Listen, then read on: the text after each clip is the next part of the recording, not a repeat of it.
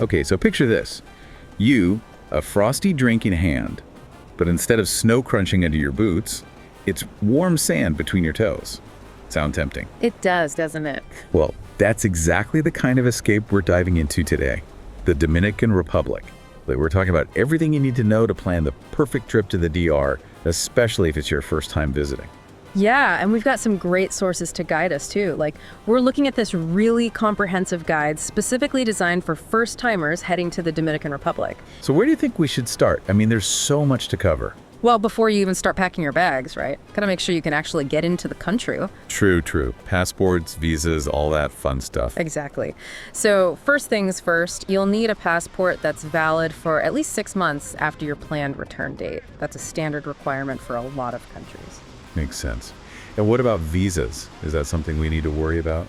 Well, for most travelers, especially from the US, all you need is a tourist card. Oh, okay. So it's not a full-blown visa application process. No, it's pretty straightforward. You can usually get it through your airline, or sometimes you can even pick one up when you arrive at the airport. Okay, that sounds easy enough. So passport, tourist card, anything else we absolutely need to take care of before we go? Well, I always recommend checking with your doctor about recommended vaccinations and any health precautions. Yeah, that's always a good idea no matter where you're traveling. Safety first. Right? Yeah, definitely. Okay, so let's assume we've got all our paperwork sorted. Now for the fun part, choosing where to go. Okay, so give us the lowdown. What are some of the top regions we should have on our radar? Okay, so let's say you're dreaming of that classic Caribbean getaway. You know, those picture-perfect beaches with turquoise waters and swaying palm trees, that kind of thing. Oh yeah, that sounds pretty idyllic. Then you have to check out Punta Cana. It's on the eastern tip of the island, and it's basically resort central. Luxurious hotels, all-inclusive packages, you name it.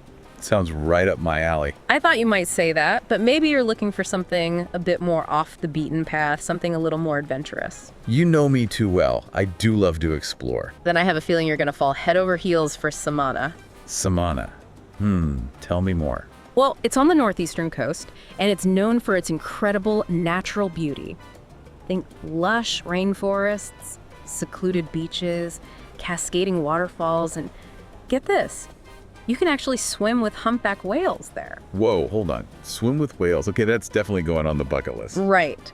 It's an unforgettable experience. You can even kayak or go horseback riding on the beach. It's the perfect blend of adventure and relaxation. Okay, so we've got luxurious Punta Cana and adventurous Samana.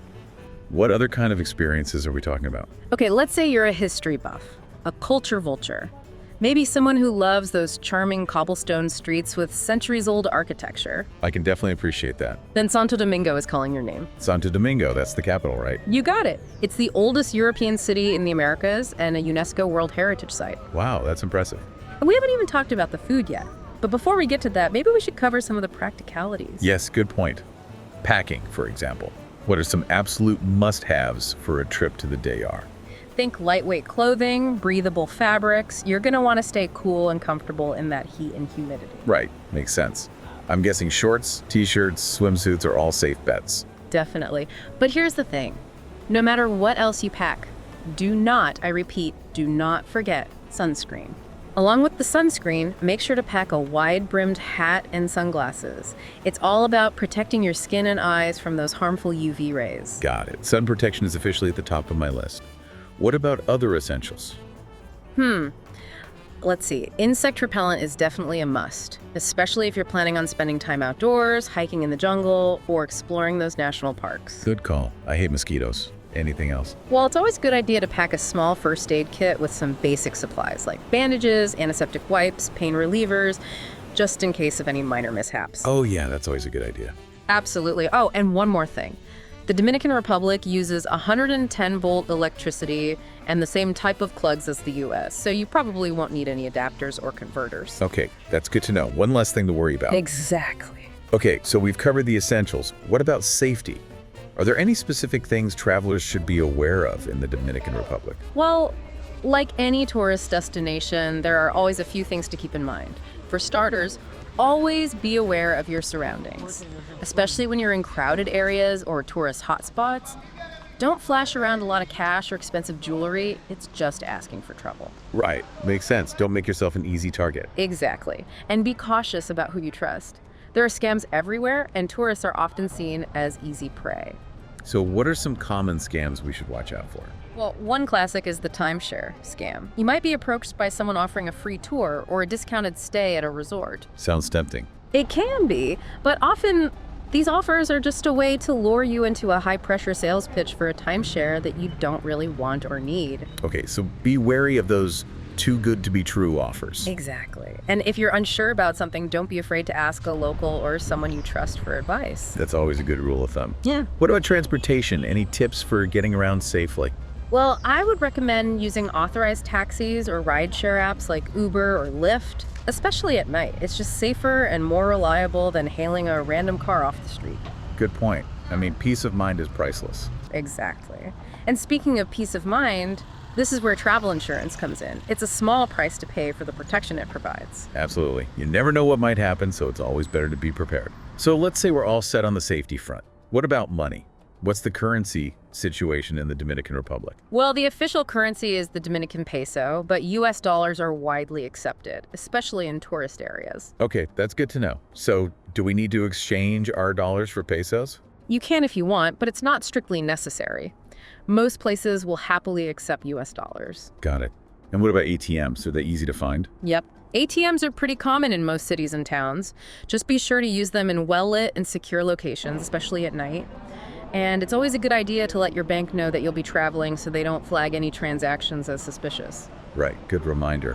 What about tipping? Is that something we should be aware of? Definitely. Tipping is a big part of the culture in the Dominican Republic. It's customary to tip around 10% in restaurants and bars, unless a service charge is already included in the bill. Okay, so 10% is the standard. Got it. So we've talked about safety, money. I'm ready to dive into the heart of the Dominican Republic, the culture. What stands out to you?